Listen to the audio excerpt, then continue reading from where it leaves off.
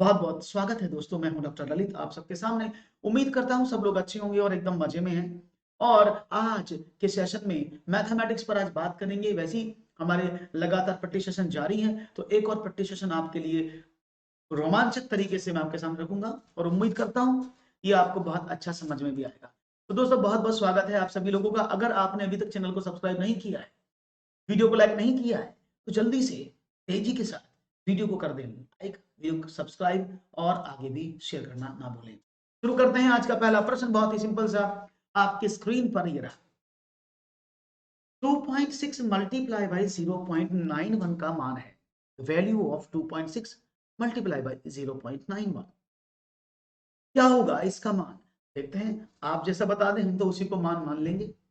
तो what is the value of this question आपके समक्ष यहां पर लिखा हुआ है और मैं चाहूंगा इस जवाब का उत्तर आप हमें जरूर दें और वो भी तेजी के साथ दें।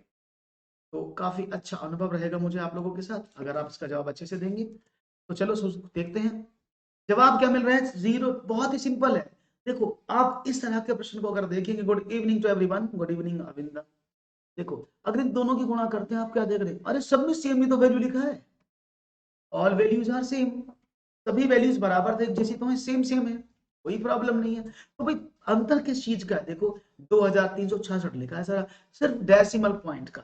और डेसिमल पॉइंट को देखो तो क्या होता है। देखो जब इन दोनों की गुणा करोगे तो 1 2 3 अंक बाद दशमलव लगेगा, जो कि सिर्फ ऑप्शन नंबर 1 में है। तो आपको गुणा करने की जरूरत ही नहीं पड़ी। There is no need of multiplication. क्यों? क्योंकि ये तेजी से करने का तरीका है, क्योंकि सभी में आंसर एक है, सिर्फ डेसिमल वैल्यूज का अंतर है। हालांकि आप 26 को 91 से गुणा कर सकते थे, 26 आप ऐसे कर लेते, 9 6 54 और 9 दूनी 18 और 5, तो आप इसको ऐसे कर सकते थे। Then you will get. तो इसकी मुझे जरूरत ही नहीं पड़ी ना, क्योंकि ऑलरेडी 3 अंक बाद दशमलव लगा दिया। तो देयर इज नो नीड, क्योंकि सबका आंसर एक है। बहुत बढ़िया। एक और सवाल आपके स्क्रीन पर ये रहा। 256 टू दी पावर 0.16 गुणा 16 की पावर 0.18 का मान होगा। Value of 256 to the power 0.16 multiply by 16 to the power 18 will be what? 16 4 64 256.25। और यहां पर तेजी से भी क्वेश्चन नंबर को जरूर मेंशन कर दें कि आप कौन से प्रश्न का मुझे जवाब देने की कोशिश कर रहे हैं। तो देखते हैं आप कौन से प्रश्न का जवाब देने की कोशिश करें, इस बात को जरूर मेंशन करें, जिससे कि हमें पता लग जाए कि आप कौन से क्वेश्चन की बात हमसे करने की कोशिश कर रहे हैं। तो देखते हैं जवाब क्या मिलता है आपका। तेजी से दीजिएगा आंसर, जिससे कि हम तेजी से बढ़े आगे। तो देखो बहुत सिंपल सवाल है।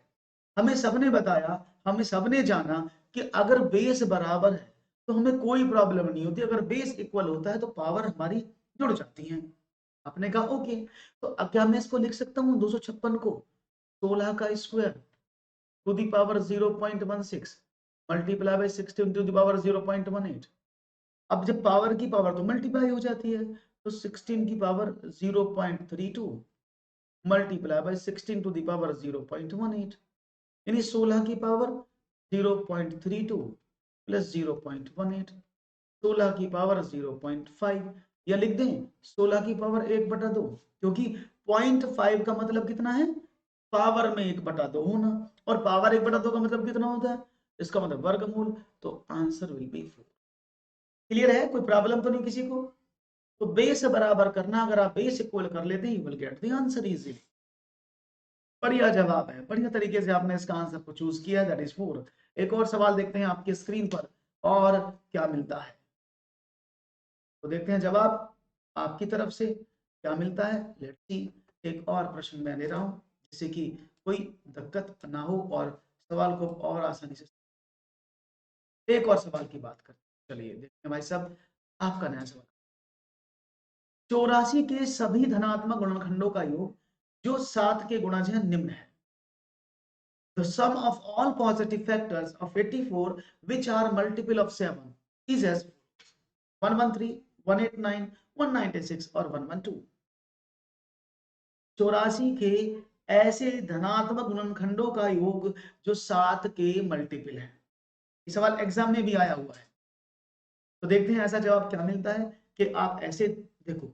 सबसे पहला प्रश्न है कि 84 के पॉजिटिव फैक्टर कौन कौन से। चलो देख लेते हैं। आपने कहा 84 के सबसे पहले फैक्टर बनेगा 1 गुणा 84, 2 गुणा 42, 3 गुणा 28, 4 गुणा 21, 6 गुणा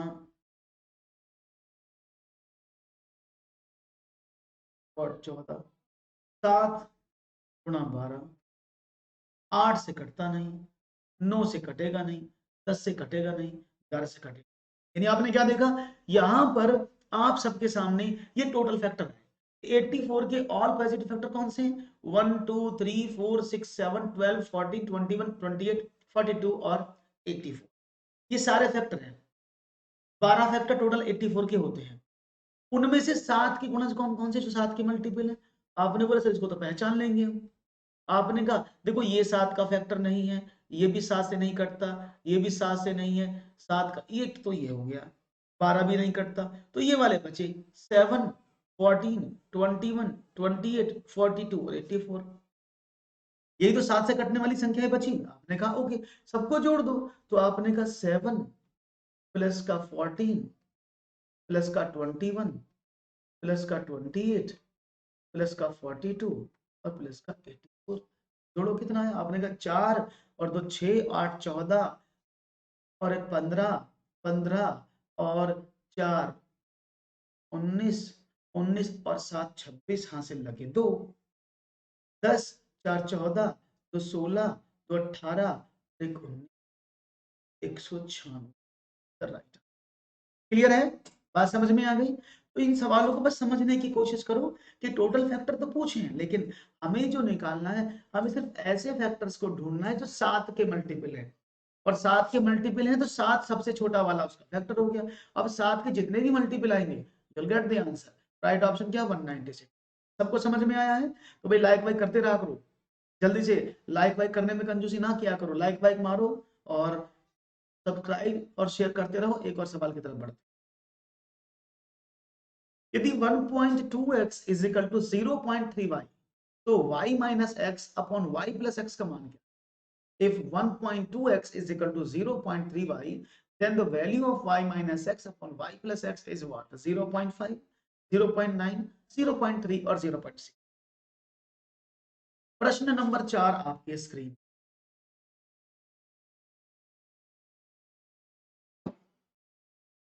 और मैं चाहूंगा इसका उत्तर मुझे मिले विदाउट डिले। तो देखते हैं भाई क्या मिले हैं आपका आंसर, क्या क्या मिले हैं, लेट्स सी, देख लेते हैं। देखो 1.2x is equal to 0.3y, तो y minus x upon y plus x का मान, लेट्स सी क्या करूं। ट्राई कर सकते हैं, बिल्कुल कर सकते हैं, शुक्रिया, समझते हैं। तो अगर मैं इस सवाल को बहुत सिंपल तरीके से करूं, तो क्या मैं इसको ऐसे लिख सकता हूं? अगर आप मुझे कहें कि 1.2x is equal to 0.3y है, इसको मैं y को इधर ले के साथ वाले को उधर भेजा, तो x upon y is equal to 0.3 upon 1.2, यही तो है भैया। पॉइंट से पॉइंट कट गया, 3 एकम 3 3 12, तो यानी आपने कहा x upon y is equal to 1/4 है, या आप कह सकते हैं x ratio y is equal to 1/4 है। तो यानी x का वैल्यू कितना? आपने कहा 1, और y का वैल्यू कितना? आपने कहा 4, पुट कर दो, तो कितना हुआ? y का वैल्यू 4 था, तो 4 माइनस का 1 अपॉन 4 प्लस का 1 इज इक्वल टू 3/5 और 5 ए नहीं होगा। तो right answer will be option number 4, that is D, not a. Ramesh, it's 0.6, the answer will be option number D is the correct answer. Correct है? सोच समझ के करें, तरीके से करें और समझते रहें और बढ़ते रहें, तो सवाल आपको आसानी से होते रहेंगे, कोई भी प्रॉब्लम नहीं आएगी, ऐसा मेरा मानना है। बहुत ही खूबसूरती से आप लोगों का जवाब आया, तो बढ़ते हैं एक प्रश्न के लिए और भाया, और देखते हैं आपका जवाब क्या मिलता है। एक और प्रश्न आपके स्क्रीन पर, ये रहा। किसी विद्यालय में प्रत्येक कक्षा में विद्यार्थियों की संख्या इस प्रकार है, कक्षा 2 3 4 5 6, यदि एक क्रॉस रेक्टेंगल 5 लड़कों के बराबर है और एक क्रॉस सर्कल 2 लड़कियों के बराबर हो तो उपयुक्त के आधार पर कक्षा 3 में विद्यार्थियों की संख्या कितनी है। देखते हैं जवाब क्या मिलता है। बहुत ही सिंपल सवाल है और मुझे उम्मीद है कि आप जरूर देंगे इसका answer. A B C D के रूप में आंसर आपके सामने है। क्वेश्चन नंबर 5 की बात हो रही है और विद्यार्थियों की संख्या मुझे धीरे धीरे कम क्यों लग रही है। इसको बढ़ाओ तभी बात बनेगी जी। देखते हैं जवाब क्या मिल रहा है। ओके देखो, किसी विद्यालय में प्रत्येक कक्षा में विद्यार्थियों की संख्या, कक्षा 3 की बात हो रही थी तो मैं कक्षा 3 को ही चूज करूंगा ना। ये रही कक्षा 3, उसमें का 1 2 3 4 5 ऐसे निशान कितने हैं, 5 हैं। और ऐसे निशान कितने हैं इसमें, आपने कहा 2 हैं। उसने बोला एक निशान 5 लड़कों के बराबर, तो 5 निशान में 5 किसके बराबर, आपने कहा 25 के बराबर। एक निशान 2 के बराबर है तो ऐसे 2 निशान किसके बराबर, आपने कहा 2 दूनी 4 और दोनों को जोड़ा तो राइट आंसर 29। क्या बात है आयुष, कैसे है, नमस्कार। That is the answer 29। बहुत बढ़िया। हाँ, रोज होती है कायनात, ये रोज होती है और शाम को इसी समय होती है जिस समय आप अभी जुड़े हैं। ओके, तो राइट ऑप्शन, बहुत बढ़िया, बहुत बढ़िया अखिलेश। राइट ऑप्शन था option number 3, that is 29 is the right answer. बहुत ही खूबसूरती से आप लोगों का जवाब मिला है। एक और सवाल की तरफ बढ़ते हैं, ये रहा। भिन्नों को आरोही क्रम में सजाने का विन्यास किया है, यानी what is the configuration of decorating fraction in ascending order. What is the correct way in writing the following fraction in ascending order? तो देखते हैं। देखो असेंडिंग डिसेंडिंग ऑर्डर मैंने आपको पहले से बताया हुआ है, मैं बता देता हूं। 3/8, 5/6, 2/3 और 5/9। इसमें असेंडिंग डिसेंडिंग ऑर्डर की बात हो रही थी तो यहाँ दो तरीके से आप कर सकते हैं। नंबर 1 भाग विधि और नंबर 2 क्रॉस मल्टीप्लीकेशन मेथड। तो अगर मैं 3 में 8 का डिवाइड करता हूं यू विल गेट 0.8 या 24, 6 और 8 सत्ते 56 को काटे 0.6 बचे 2, 6 18, 0.66 इसको डिवाइड करें 0.9 चौक 36, 9 पंचे 45, 9 छक्का 54, 9 पंचे 45, कितने बचे 5, 9 पंचे 45। तो ये आपके सामने आया। अगर मैं सबसे बोला असेंडिंग बढ़ता क्रम, तो सबसे छोटी संख्या कौन सी है, नंबर 1 ये वाली। दूसरे उससे बड़ी संख्या कौन सी है, नंबर 2 ये वाली। उससे बड़ी वाली नंबर 3, उससे बड़ी वाली नंबर 4। यानी पहले नंबर पर 3/8, दूसरे नंबर पर 5/9, तीसरे नंबर पर 2/3 और चौथे नंबर पर 5/6। आपको पता लगा उत्तर तो ऑप्शन नंबर सी है ना। तरीका नंबर 1। तरीका नंबर 2 क्या है उसको भी समझा देता हूं। आप इसको ऐसे भी कर सकते थे, ये 3/8 तो इसको हम ऐसे चेक कर लेते हैं सबसे बड़ी वैल्यू कौन सी, सबसे छोटी वैल्यू कौन सी है। You can easily handle the question. देखो 6 18, 8 पंजे 40, तो 40 वाला बड़ा है, ये वाला छोटा है ना। इसके बाद करते हैं, ऐसे करें तो 5 तिया 15 और 6 दूनी 12, तो 5 तिया 15 और 6 दूनी 12, ये बड़ा है। 9 पंजे 45, 6 पंजे, अब भी सबसे बड़ी संख्या 5/6 है तो 5/6 तो ये रहा। बस अब तो आपको पता लग जाएगा कैसे करना है। और वैसे मैं बताऊं जब आपको ज्यादा भिन्न दी हूं तो division method is the best method to find out the answer. Clear है, बहुत बढ़िया। एक और बढ़े आगे लेकर सवाल, तो देखते हैं क्या होता है धमाल। One more question for you guys, all of you are ready. Yes. एक मानचित्र पर आधा सेंटीमीटर भूमि पर 125 किलोमीटर को दर्शाता है। यदि दो नगरों के बीच की दूरी भूमि पर 2000 किलोमीटर है तो मानचित्र पर उनके बीच की दूरी क्या होगी। हाँ, आज आने की उम्मीद थी सीटेट के एडमिट कार्ड, लेकिन वो आज नहीं तो कल आ जाएंगे। एक मानचित्र पर आधा सेंटीमीटर भूमि पर 125 किलोमीटर को दर्शाता है यदि दो नगरों के बीच की दूरी भूमि पर 2000 किलोमीटर है तो मानचित्र पर उनके बीच की दूरी। तो देखते हैं आपका जवाब क्या मिलता है। 6 8 10 4 half of a centimetre on a map showing 125 kilometre on land. If the distance between two cities is 2000 kilometers, online then the distance between them will be what. और 7 का b मुझे बताया जा रहा है, सब लोग 7 का b बताने की कोशिश कर रहे हैं। चलो भाई, जैसा आपको अच्छा लगे वैसो हमें पसंद है, और आपने अगर b कहा है तो कोई प्रॉब्लम नहीं है। देखो दो तरीके से समझना, 1/2 centimetre on map is equal to 125 kilometre. तो भाई 2000 किलोमीटर में कितना सेंटीमीटर बना, आपने कहा 125 का डिवाइड कर दिया, आपने कहा 16, तो भाई 16 सेंटीमीटर आपको है, लेकिन 125 में तो आधा सेंटीमीटर था ना, तो आधा में मल्टीप्लाई कर दिया 8 सेंटीमीटर। नहीं तो क्या करते भाई, आधा सेंटीमीटर किसके बराबर है 125, अगर दोनों तरफ 2 की गुणा कर दें तो 250 सेंटीमीटर किसके बराबर हुआ 1 सेंटीमीटर के, है ना। तो 250 जो 1 सेंटीमीटर के बराबर है, 500 कर लो वो आपकी। तो 1 सेंटीमीटर में 250 किलोमीटर आते हैं, जब 1 सेंटीमीटर 250 किलोमीटर आते हैं तो 250 का डिवाइड कर दिया, आपको 8 आंसर आ गया। तो जैसे करें ऐसे करें वैसे करें, आंसर 80 ही आना चाहिए। बहुत बढ़िया, एक और सवाल आपके प्रस्तुत मुझे करना चाहिए। 10 दिनों में मिनटों की संख्या बराबर है निम्न घंटों में सेकंडों की संख्या।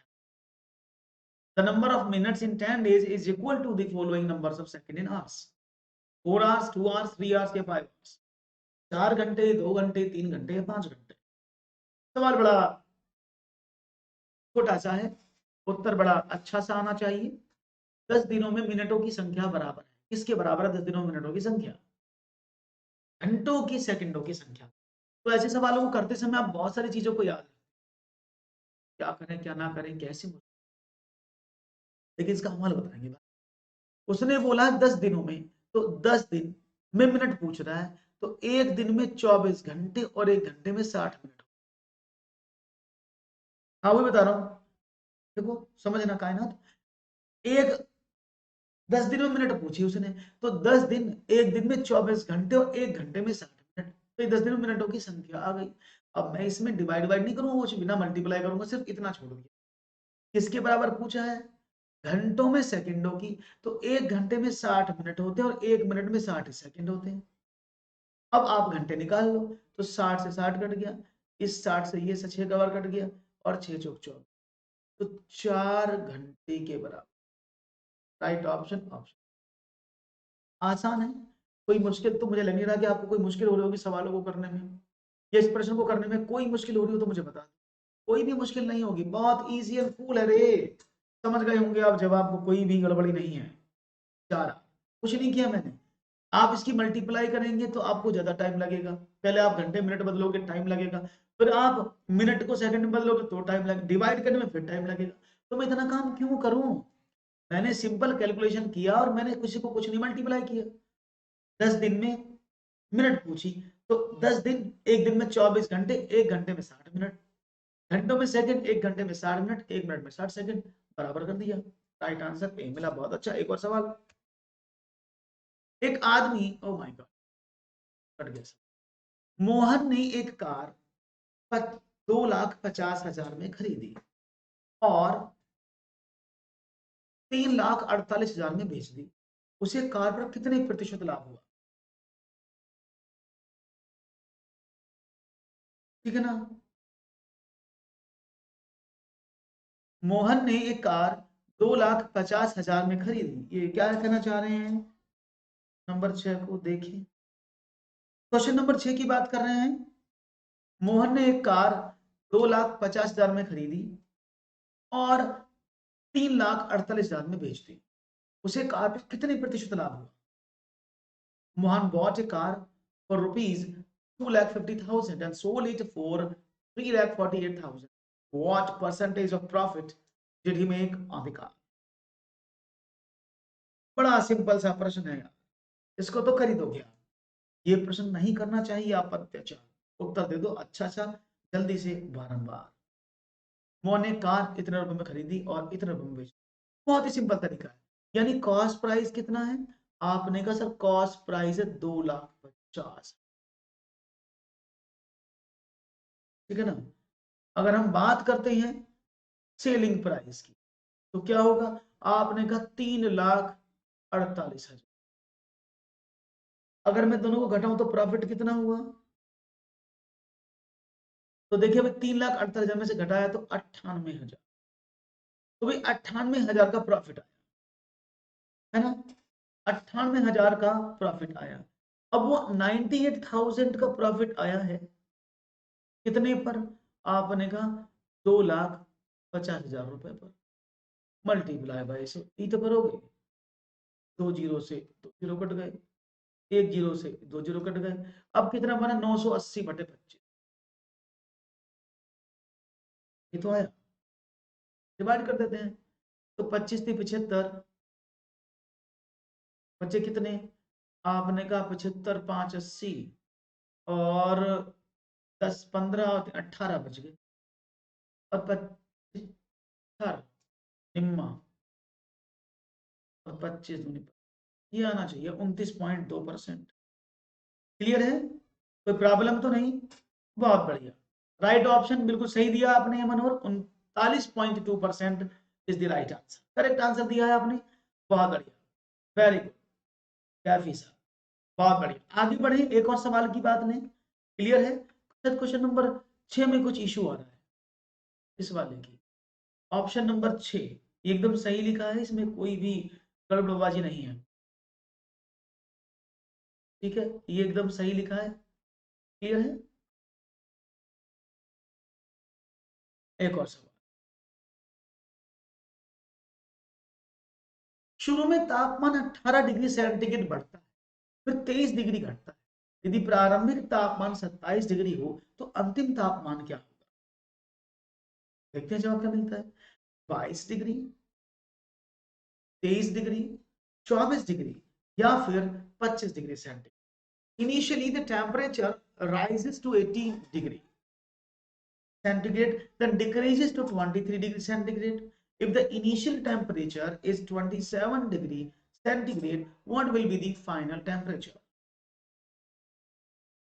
तो देखते हैं जवाब क्या मिलता है, राइट ऑप्शन क्या होगा, ओके, एबीसीडी के रूप में आंसर है आपका, चाहेंगे जवाब मिले, इसको फिर से चेक कर लो एक बार, शुरू में तापमान 18 डिग्री बढ़ा, फिर 23 डिग्री घटा, यदि प्रारंभिक तापमान 27 डिग्री हो तो अंतिम तापमान क्या है, देखते हैं जवाब। तो देखो कोई भी तापमान है वो पहले 18 डिग्री बढ़ता है, फिर 23 कम होता है, तो अगर प्रारंभिक तापमान 27 डिग्री सेंटीग्रेड रहा हो तो पहले तो वो 18 बढ़ा, उसके बाद वो 23 घटा, तो कुल मिलाकर 27 डिग्री में से 5 डिग्री कम हो गया, माइनस का, क्यों 18 में से 23 जाएंगे तो 5 ना, तो आपने कहा 5, तो ये नहीं 22 डिग्री सेंटीग्रेड, तो अंतिम तापमान क्या होना चाहिए 22 डिग्री सेंटीग्रेड। पता नहीं कौन से हिसाब से आंसर दे रहे हैं सभी लोग, तुम लोग बी आंसर दे रहे हैं, क्वेश्चन के सही दिख रहा है ना आपके सामने, क्वेश्चन नंबर 11 की बात हो रही है ना, तो आप कैसे दे रहे हैं भाई, 23 सब 23 degree 23 degree, right answer is 22 degree, option number 1 सही है, पता नहीं कैसे 23 डिग्री बता रहे हैं, नहीं समझ नहीं पा रहा हूँ क्या बात है, चलो खैर बात समझ में आ गई। या आप ऐसे भी कर सकते थे कि टेम्परेचर पहले 18 बढ़ा फिर 23 कम हुआ, तो माइनस का 5 टेम्परेचर हो जाता है, तो 27 में -5 सीधा भी कर सकते हैं, you will get that is 22 degree. Clear है, कोई प्रॉब्लम तो नहीं है, बात समझ में आ गई, कोई इशू हो तो मुझे बताओ, नहीं तो फिर आगे बढ़ते हैं, एक और प्रश्न की तरफ आपसे डिमांड करता है, और देखते हैं एक और सवाल आपकी स्क्रीन पर क्या होगा। किसी आयत की लंबाई 80 सेंटीमीटर परिमाप वाले एक वर्ग की भुजा की दोगुनी है, यदि आयत की चौड़ाई 20 सेंटीमीटर है तो आयत का क्षेत्रफल वर्ग के क्षेत्रफल से अधिक होगा, कितना, 150, 300, 400 या 100। The length of a rectangle is twice the arm of a square with a perimeter of 80 centimeter. If the width of the rectangle is 20 centimeter, then the area of the rectangle is greater than the area of square, 150, 100, 400 और 100। हाँ बिल्कुल कर सकते हैं, ना आप ऐसे भी कर सकते थे, पहले इनिशियल से बताओ घटाओ और बाद में उसको इनिशियल वाले में जो, चॉइस इज योर्स। तो सवाल देखते हैं क्या है भैया, एक आयत की लंबाई, ये एक आयत, तो भाई ये हो गया आपका एक, इस आयत की लंबाई 80 सेंटीमीटर परिमाप वाले वर्ग, तो ये एक वर्ग है, इसका परिमाप कितना होता है 4a, जो 80 के बराबर है।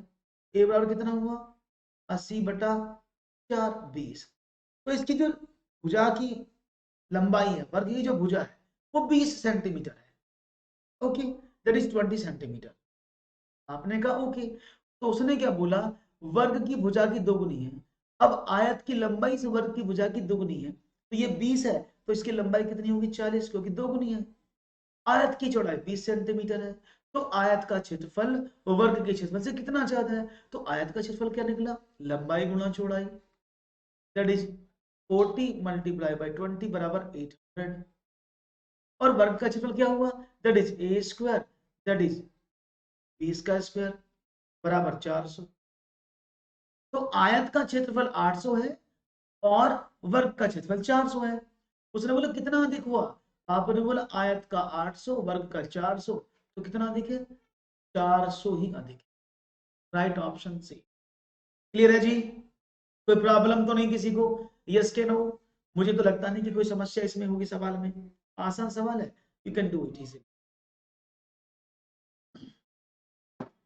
डन है, कोई प्रॉब्लम तो नहीं, यस के नो, ओके ग्रेट। हाँ कोई बात नहीं आयुष, बात समझ में आ गई। एक और सवाल लिया जाए फिर तो आप लोग तैयार हैं इस प्रश्न के लिए भी, आप मुझे बड़ी खुशी है। चलो देखते हैं एक और प्रश्न आपके स्क्रीन पर क्या, बड़ा ही सिंपल और बहुत ही सस्ता वाला सवाल। If two angles of a triangle is 75 degree and 48 degree respectively, then the value of the third angle will be what?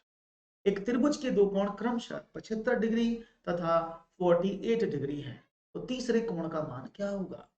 और ये तो सभी जानते हैं, बच्चा बच्चा जानता है कि भाई किसी भी ट्रायंगल के जो ट्रायंगल है उसके जो कोण है वो 180 डिग्री के होते हैं, टोटल आंतरिक कोणों का टोटल। जब इसका एक तो 75 हो गया, एक 48 हो गया, तो भाई तीसरा कोण कितना हुआ 180 में से दोनों को घटा दिया जोड़ के, ये तो करोगे। तो 180 दोनों कोणों को जोड़ा तो 8 5 13, 7 4 11 12 123 डिग्री। तो इसमें से कितना बचा 57 डिग्री बचा ना, राइट ऑप्शन ए 57 डिग्री, क्योंकि त्रिभुज के तीनों कोणों का टोटल 180 होता है, आंतरिक कोणों का टोटल आपने वैल्यू निकाल डाला, आपको मिला 57 डिग्री। कितना आसान सवाल था, कोई प्रॉब्लम नहीं। आगे बढ़ते हैं, एक और सवाल आपको मिला तो मन मोर क्वेश्चन ये रहा, बहुत ही खूबसूरत सवाल है और मैं चाहूंगा आज खूबसूरती से आप इसका जवाब भी दें। एक बेलन, एक अर्धगोला और एक शंकु एक समान आधार पर स्थित तथा उनकी ऊंचाइयां समान है, उनके आयतनों में अनुपात। A cylinder, a semicircle, and a cone are situated on the same base and have the same height. Ratio, the ratio in their volumes will be what? देखते हैं जवाब क्या मिलता है। और ये लाइक में बड़ी कंजूसी है आजकल, लाइक में। तो पहले मैं इसका चित्र आपके सामने बना देता हूँ, फिर सवाल आप करिए। देखो ये एक बेलन है, अर्धगोला और शंकु, यानी ये है एक अर्धगोला,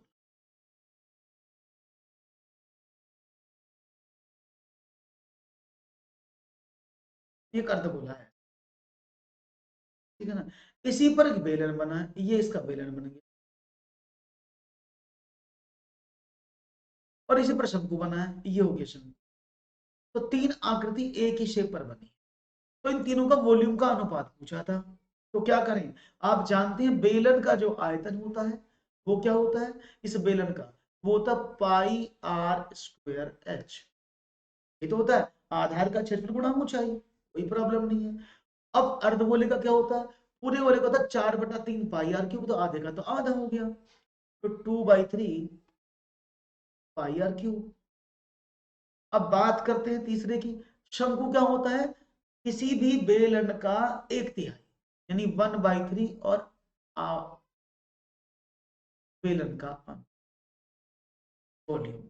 अब देखो सब में पाई कॉमन है, तो पाई हमने हटा, उसने क्या बोला क्योंकि उन सबकी ऊंचाइयां समान है, अर्धगोले की जो ऊंचाई होती है वो उसकी रेडियस के बराबर ही होती है, तो h is equal to r है, पुट कर दें। तो r जब h की जगह पुट किया हो तो r क्यूब 2/3 r क्यूब, और 1/3 r। अब r क्यूब से r क्यूब कट गया, तो 1:2/3 अब आपने 3 इसका एलसीएम ले डाला, तो क्या बना, आपने कहा 3:2:1। तो राइट ऑप्शन क्या, 3:2:1। Right option 3:2:1, that is option number 2, D is the wrong answer. ये ए किसने कहा, ए जो 3:2 तो कैसे हो जाएगा, आप भी अच्छी बात कर। सवाल समझ में आया है कि नहीं आया, ये बता। और ऐसे क्वेश्चन एग्जाम में बहुत मिलेंगे, चलते चलते ऐसे सवाल बहुत मिलेंगे जब आप एग्जाम देंगे, तो चलते चलते मेरे सवाल याद रखना, अभी इनको बर्बाद मत करना, सवालों को समझने की कोशिश करना। आई थिंक समझ में आ गया है क्या करना है। तो राइट ऑप्शन है बी। कैसे आया है ये मैंने आपको बता दिया है, क्योंकि अगर आपको इन सब के पता है कैसे ये फॉर्मूला आते हैं। देखो जब मैंने बेलन का लिखा तो आधार का क्षेत्रफल गुणा ऊंचाई, आधार कितना होता है, वृत्त का क्षेत्रफल होता है पाई आर स्क्वायर, ऊंचाई हो गई h। बेलन का होता है 2/4/3 पाई आर क्यूब, तो मैंने आधा कर दिया तो 2/3। शंकु का जो वॉल्यूम होता है वो बेलन के वॉल्यूम का 1/3 हिस्सा होता है, मैंने कर डाला, राइट ऑप्शन मिलेगा मुझे, option number 3:2:1 is the right answer. Okay, आगे बढ़े, एक और सवाल लेते हैं। बहुत अच्छे से जवाब दिया आपने, कुछ पैडागॉजी भी हो जाए, बहुत देर से बैठे हैं शांत शांत। चलो पैडागॉजी की बात करते हैं। प्राथमिक स्तर पर गणित शिक्षण में बच्चों में त्रुटि की संभावनाओं को कम करने के लिए शिक्षक को चाहिए कि बच्चों को गणितीय चिन्हों का प्रयोग बार बार करवाएं, बच्चों में गणित के प्रति सकारात्मक दृष्टिकोण पैदा करें तथा बच्चों को त्रुटि वाले प्रश्न संपट पर हल करवाएं, बच्चों को मौखिक प्रश्न हल करने का अभ्यास करें, या बच्चों को पूरे समय स्कूल में गणित विषय ही पढ़ाएं। तो देखते हैं जवाब क्या मिलता है। To reduce the chances of error in children's teaching mathematics at primary level, the teacher should do have children use mathematical symbols again and again to include positive attitude towards mathematics in children and get the children to solve the error questions. Have children practice oral question solving or teach only mathematics subject to children full time in school. और D option यहाँ पर मुझे मिला है, D के D होना चाहिए सबने, कि बच्चों को पूरे समय स्कूल में सिर्फ गणित विषय ही पढ़ाया जाए, ऐसी बात हो रही है, ये तो बिल्कुल गड़बड़ हो जाएगा। अगर आप पूरे समय बच्चों को गणित ही पढ़ाएंगे तो बाकी विषय कहाँ जाएंगे, बाकी विषयों को भी तो पढ़ना पड़ेगा, तो गलत है। और एक चीज को लगातार पूरे दिन पढ़ोगे तो बोर भी हो जाओ। तो सबसे अच्छा ऑप्शन था ऑप्शन नंबर बी, कि बच्चों के माइंड में गणित के प्रति पॉजिटिव अप्रोच, पॉजिटिव एटीट्यूड पैदा करो, जिससे कि बच्चों को लगे ये तो बड़ा आसान है, हम इसको कर सकते हैं।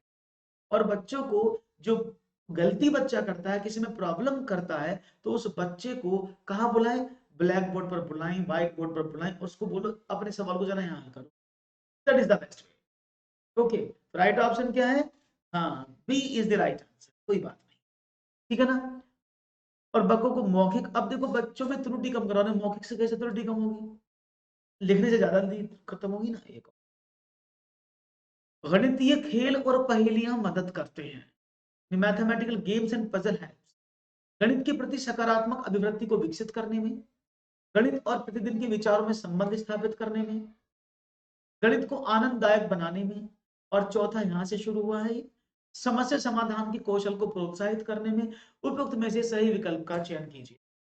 Mathematical games and puzzles helps in developing positive attitude toward mathematics, in making connection between mathematics and everyday thoughts, encourage problem solving skills in mathematics, and third option था make the mathematics enjoy। Right option क्या होगा देख लेते हैं जवाब क्या मिलता है। चार ऑप्शन आपके स्क्रीन पर हैं, और चारों ऑप्शन में से आप कौन से ऑप्शन को चूज करते हैं, मैं देखता हूं। 1 2 और 3, 1 2 3 4, 1 और 2, या फर्स्ट और फोर्थ।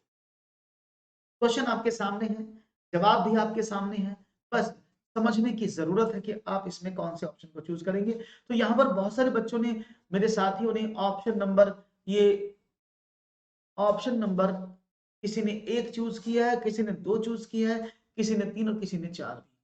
तो पहले मैं बता दूं आपको, मैथमेटिक्स गेम, गणितीय पहेलियां और मैथमेटिक्स खेल, ये किस वजह से गणित में इंट्रोड्यूस हुए हैं?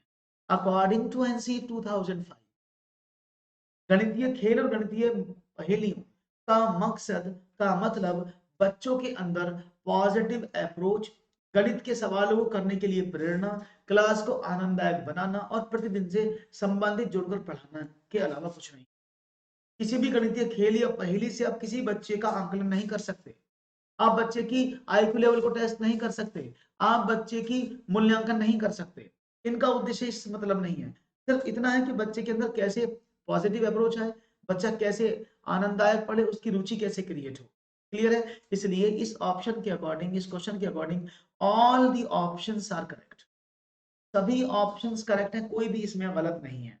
All the answers are correct. Right option है ऑप्शन नंबर 2, करेक्ट आंसर आपने दिया है गुरु। बहुत ही बढ़िया। एक और सवाल करते हैं और देखते हैं सवाल का करते हैं तुरुरु तुरुरु तुरुरु। एक और सवाल कक्षा 4 के लिए समय के मूल्यांकन के प्राचल, प्राचल में होते पैरामीटर्स होंगे, that is will be the parameters of time assessment for class 4. A, read time only on analogous clock, केवल सदृश्य घड़ी पर समय पढ़ना, अंकीय घड़ी पर समय पढ़ना, सदृश्य घड़ी पर समय पढ़ना, आधा घंटा अधिक, आधा घंटा कम, चौथाई घंटा अधिक, चौथाई घंटा कम, एएम पीएम की संकल्पना, मिनट और सेकंड में संबंध, केवल अंकीय घड़ी पर समय पढ़ना, एएम और पीएम की संकल्पना, केवल अंकीय घड़ी पर समय। इनमें से कक्षा 4 में कौन से पैरामीटर्स होंगे समय को लेकर जो बच्चों का पढ़ाते हैं? राइट ऑप्शन क्या मिलेगा? सब लोगों ने देखा बड़ा सा है, बहुत बड़ा सा, विशाल काय है, तो विशाल काय तो बढ़िया ही होता है। तो आपने एकदम सही पहचाना, विशाल काय ही सही जवाब है। राइट ऑप्शन ऑप्शन नंबर 2, क्योंकि क्लास 4 में कंप्लीट क्लॉक है, जिसमें आप एनालॉग वॉच यानी हैंड्स जिसमें सुइयां होती है उस घड़ी पर, अंकीय घड़ी पर, आप आधा घंटा कम क्या है, आधा घंटा अधिक क्या है, इन सब पर, और एएम और पीएम। एएम पीएम जानते हैं ना, हिंदी में बोलते हैं पूर्वाहन और अपहारन, एंटी मेरेडियन और पोस्ट मेरेडियन। इनकी फुल फॉर्म क्या है? Am means anti Meridian, PM means post Meridian, यानी मिड से बाद का समय पोस्ट और मिड से पहले वाला एंटी। इन सब के बारे में बच्चों को पढ़ाया जाता है। राइट ऑप्शन था ऑप्शन नंबर 2, ठीक है ना। अभी वेट करते हैं, देखते हैं आजकल आजकल हो रहा है, आज जैसा होगा अपडेट किया जाए। एक अध्यापक द्वारा निम्नलिखित प्रश्न श्यामपट्ट पर लिखा गया, एक बोर्ड पर प्रश्न लिख दिया जैसा कि आकृति में दिखाया गया है। यदि एक छात्र रिंकू से पूछा गया इस आकृति का परिमाप कितना हो, रिंकू ने सही उत्तर दिया हो तो कौन सा उत्तर रिंकू ने? चारों भुजाओं का गुणनफल, चारों भुजाओं का योग, लंबाई तथा चौड़ाई का योग, लंबाई तथा चौड़ाई। थैंक यू बबीता जी, शुक्रिया, थैंक यू वेरी मच। तो देखते हैं, the following question is written by a teacher on the black board, on the black board as shown in the figure. ये फिगर है भैया, सीधा बना लेना इसको। The teacher asked student Rinku what would be the parameter of this figure. If the Rinku gave the correct answer, so which of the following answer did Rinku give? तो देखते हैं आपका जवाब क्या मिलता है। और यहाँ पर बी ऑप्शन कोई दे रहा है, कोई डी ऑप्शन बता रहा है, कोई सी ऑप्शन बता रहा है। सभी लोगों ने अपने अपने आंसर्स को अलग तरीके से मोल्ड किया है, किसी को किसी से प्यार है। मतलब ऑप्शन की मैं बात कर रहा हूं, प्लीज कंसंट्रेट, ध्यान ना भटकाएं अपना। चारों भुजाओं का गुणनफल, ऑप्शन किसी को एक अच्छा लगा उसने एक दिया, किसी को दो अच्छा लगा उसने दो दिया, किसी ने तीन, किसी ने चार, सब लोगों ने अपना अपना उत्तर अलग दिया। तो ये सिंपल एक आकृति बच्चे के सामने रखी गई है, उसने बोला, अध्यापक ने पूछा इस आकृति का परिमाप कितना है, तो परिमाप तो सबको जानते, चाहे वो कोई भी आकृति रख देता, चाहे वो चतुर्भुज रख देता, चाहे वो घर रख देता, क्या होगा? Thank you Ayush. तो क्या होता? आपने कहा कि सर ये एल है, ये बी है, ये एल है और बी है, और किसी भी आकृति का परिमाप उसकी चारों भुजाओं का योग ही तो होता है। तो चारों भुजाओं का गुणनफल तो कुछ होता ही नहीं, लंबाई चौड़ाई का योग नहीं होता, लंबाई तथा चौड़ाई के योग का दुगुना होता है। अगर मैं इसको दुगुना कर दे तो सही हो जाता, लंबाई प्लस चौड़ाई का योग नहीं होता। और लंबाई चौड़ाई का गुणनफल जो होता है वो क्षेत्रफल होता है। लंबाई और मल्टीप्लाई चौड़ाई दैट इज एरिया, लेकिन चारों भुजाओं का योग होता है परिमाप। यही था सही जवाब। हाँ, इसीलिए तुम्हें बोलो ज्यादा नहीं।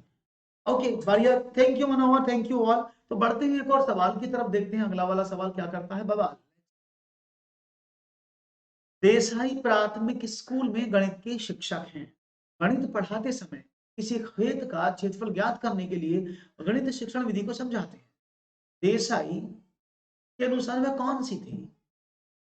संश्लेषण विधि, विश्लेषण विधि, इकाई विधि या क्रिया विधि? Desai is a mathematics teacher in elementary school. While teaching mathematics, explain the useful mathematics teaching method to find the area of a field. According to Desai, what is the method? Synthesis, analysis, unitary or action? कोई बात नहीं है कहना। अरे आयुष ऐसा नहीं है, इतना ना। फुल गेंद हुआ ना मारो, लगत करे जुआ बच्चों। हाँ, फुल गेंद हुआ न मारो, न मारो, लगत कलेजुआ पे चोट रे। ऐसे ही समझ लो बस चुपचाप। ज्यादा तारीफ करोगे तो मैं ज्यादा फूला नहीं सुनाऊंगा। ओके, समझते हैं आगे। तो विश्लेषण विधि, विश्लेषण विधि, संश्लेषण विधि, इकाई विधि, क्रिया विधि। हालांकि इसका सही जवाब जो है वो है क्रिया विधि। तो बोलते हैं क्रिया विधि यानी एक्शन मेथड। अब ये एक्शन मेथड क्या होता है उसको समझ लो। देखो, जब भी आप खेत के क्षेत्रफल की बात करते हैं तो कभी भी देखना खेत का क्षेत्रफल, क्योंकि यहाँ खेत की आकृति नहीं दी गई है, समझ रहे हो ना, यहाँ खेत की आकृति आपको नहीं दी गई है। यहाँ पर क्या दिया गया है? यहाँ पर खेत दिया गया है।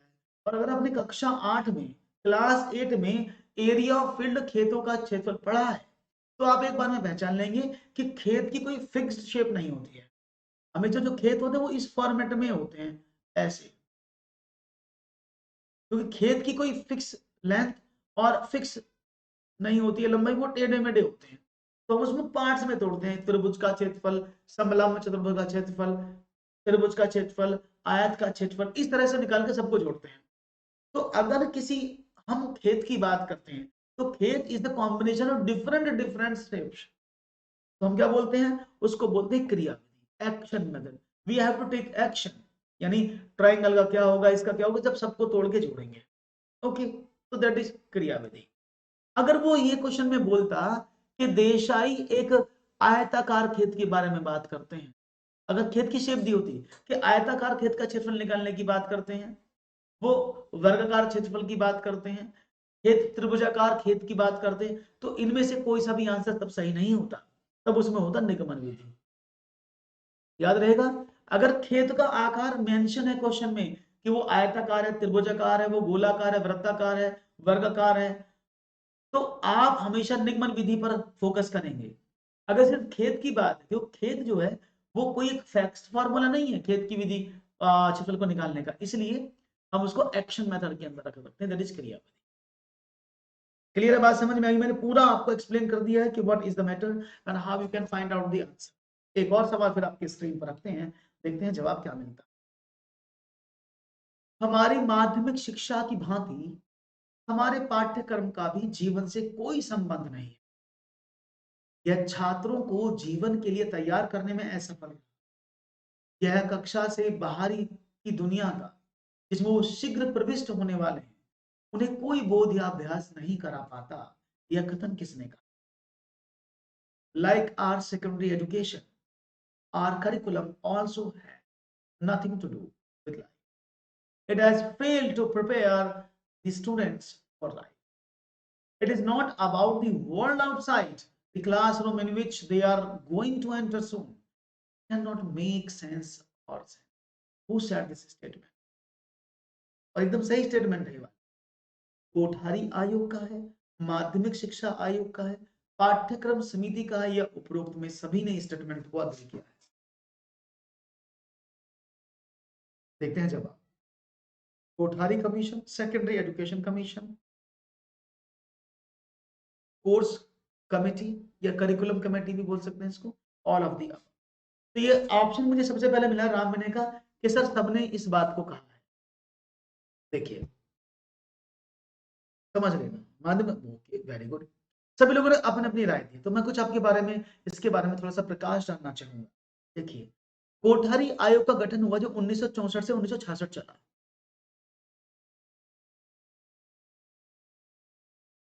है ना? किसी को पता है कोठारी आयोग का गठन किस लिए हुआ था? बता देते हैं। कोठारी आयोग का गठन ही हुआ था माध्यमिक शिक्षा आयोग को बनाने के लिए। माध्यमिक शिक्षा आयोग की जो नींव रखी गई वो कोठारी आयोग की संस्तुति पर रखी गई। कोठारी आयोग की रिपोर्ट के आधार पर माध्यमिक शिक्षा आयोग का गठन हुआ। समझ रहे हैं? तो कोठारी आयोग बोले या माध्यमिक शिक्षा आयोग बोले, दोनों का मतलब एक है। कोठारी आयोग जो कहेगा वो माध्यमिक शिक्षा आयोग कहेगा, है ना? तो ये दोनों ही गलत है। राइट ऑप्शन है पाठ्यक्रम समिति। ये स्टेटमेंट था करिकुलम कमेटी का। ठीक है? हाँ आयुष, ठीक है ना? तो ये जो ना, ये पाठ्यक्रम समिति जिसको बोला जाता है, राष्ट्रीय पाठ्यचारा समिति भी इसको बोला जाता है। तो ये स्टेटमेंट ऑप्शन नंबर 3 की तरफ से निकला, माध्यमिक शिक्षा आयोग का नहीं है। ठीक है? क्लियर है? बात समझ में आ गई? बिल्कुल। अच्छा, एक सवाल अगर मैं पूछूं, स्वतंत्र भारत का सबसे पहला आयोग गठित हुआ था, उसका नाम क्या है? स्वतंत्र भारत का सबसे पहला जो आयोग बना, उस आयोग का नाम क्या है? उसकी स्थापना किस के लिए हुई? बहुत सिंपल सवाल है, कौन देगा इसका जवाब? कोई भी दे सकता है। मैं अग्रिम प्रश्न की तरफ बढ़ता हूं। आकृतियों की इकाई से अध्यापक विद्यार्थी से आकृतियों के उपयोग की सहायता से किसी भी चित्र की रचना करने के लिए कहता है। इस क्रियाकलाप से निम्नलिखित में से कौन सा उद्देश्य प्राप्त किया जा सकता है? एक, अनुप्रयोग, ज्ञान, समझ, बोध, रचना या सृजनता। यानी the teacher from the unit of shapes ask the students to draw any picture with the help of use of figures. Which of the following objectives can be achieved with this? Application, knowledge, understanding, perception, creation. तो देखते हैं आपका जवाब हमें किस तरह से लाभान्वित करता है। अफसोस, आपका जवाब गलत है। कोठारी आयोग जो है वो पहला आयोग नहीं था। पहला आयोग था श्री राधा कृष्णन आयोग। राधा कृष्णन आयोग था जो, हाँ, जो उच्च शिक्षा की समिति के लिए बनाया गया था। स्वतंत्र भारत का पहला बनने वाला आयोग था राधा कृष्णन आयोग, जो जिसको यूजीसी बोलते हैं ना, उसके गठन के लिए हुआ था। ठीक है ना? ओके, तो राइट ऑप्शंस का देखते हैं क्या मिलता है आपका। रचना करने के लिए कहता है, इस क्रियाकलाप में निम्न में से कौन सा उद्देश्य प्राप्त किया जा सकता है? एप्लीकेशन यानी अनुप्रयोग, ज्ञान यानी अंडरस्टैंडिंग, नॉलेज, ज्ञान नॉलेज हो गया, समझ बोध अंडरस्टैंडिंग, रचना या सृजन क्रिएटिविटी या एक्टिव। तो देखते हैं जवाब क्या मिलता है। और यहां पर जवाब के बाद आपने कर दी है तेजी के साथ, तो देखते हैं सवाल का जवाब क्या। अनुप्रयोग, ज्ञान, समझ बोध। अब देखो सवाल समझना क्या, सवाल को पढ़ो, जैसे आप प्रश्न को पढ़ोगे you will get the answer. आकृतियों की इकाई से अध्यापक विद्यार्थियों को आकृतियों के उपयोग की सहायता से किसी भी चित्र की रचना, यानी उनको कुछ शेप्स दे दी आपने और बोले कुछ भी बना दो, जिसे आप 10 ग्राम बनाते हो। तो ये जो रचना बनाने के लिए दी गई है, इसी को बोलते हैं क्रियाकलाप, इसी को बोलते हैं क्या? इसी को बोलते हैं रचना, सृजनता, क्रिएटिविटी, इमेजिनेशन। राइट ऑप्शन है एकदम सही, जिन्होंने कहा है 4, दैट इज रचना। एकदम धांसू जवाब आपकी तरफ से आया है, बहुत ही बढ़िया तरीके से आप लोगों ने किया। आगे बढ़ते हैं। ओके, आगे बढ़ते हैं। एक और सवाल, 22वां प्रश्न आपके स्क्रीन पर रखूंगा और तब आगे बढ़ते। जियो बोर्ड किसके शिक्षण का एक प्रभावी साधन? आधारभूत ज्यामितीय अवधारणाओं जैसे किरण रेखा और कोण, ज्यामितीय आकृतियां और उनकी विशेषताएं, द्विमीय और त्रिविमीय आकृतियों में अंतर करना, सममिति की अवधारणा। तो मैं देखूंगा आपका जवाब मुझे इनमें से क्या मिलेगा। तेजी के साथ देखेंगे, शायद आपका जवाब हमें अच्छे से लग जाए और आपका जवाब अच्छा मिल जाए और बात बन जाए।